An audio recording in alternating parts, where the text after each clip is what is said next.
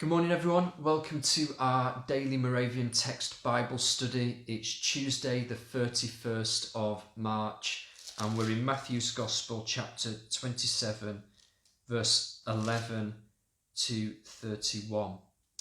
A number of things are happening in this passage. The Jewish leaders have taken Jesus to Pilate because they don't have the power themselves under Roman occupation to sentence a person to death. So they have to get Pilate on their side.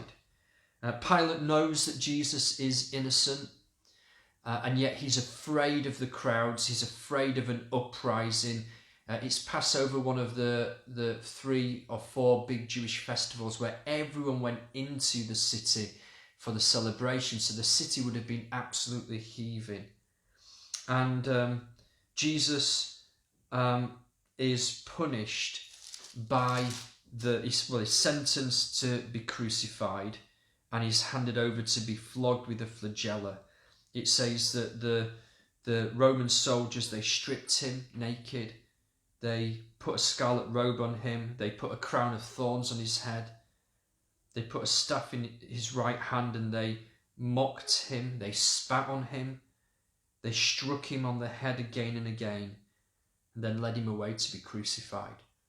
I don't know about you, as someone who loves Jesus, as someone with a personal relationship with Jesus, it just breaks my heart really to see how he suffered.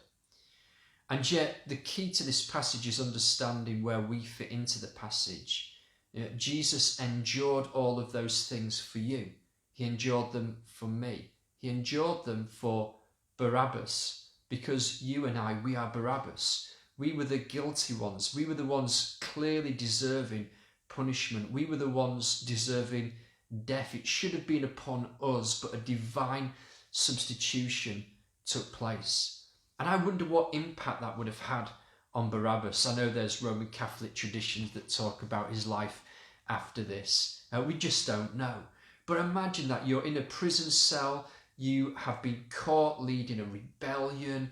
You are a murderer. You know that you are clearly guilty. You're in this dark cell, damp cell, and you know you've been sentenced to crucifixion, a public death. So everyone knew what would happen and the torture that would take place. And then Jesus takes your place. It's a Passover, a Paschal tradition in the ancient world.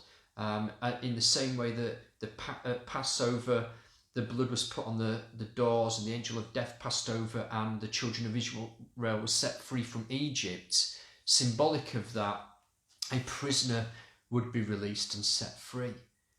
Imagine the impact that would have had on Barabbas as he walked free, knowing that this innocent man who had healed the sick, who had cast out demons, who had set captives free in that sense, was now taking his punishment upon himself. I imagine he'd have been immensely grateful. I imagine it would have changed his life. And that's exactly what Jesus did for us. We often think about the grace of God, what is gifted to us. But what about the mercy of God? Mercy simply means that we escape the punishment that we deserve. God's mercy is seen in this passage. And God's mercy is seen in our lives. That Jesus, all that punishment was for us. It should have been us who suffered and died, and yet he took it upon himself. So what I encourage you this day, first of all, know that you are free. You might be trapped in a house, you might be trapped by what's going on in the world, but who the Son sets free is free indeed. You are spiritually free. That is your greatest reality.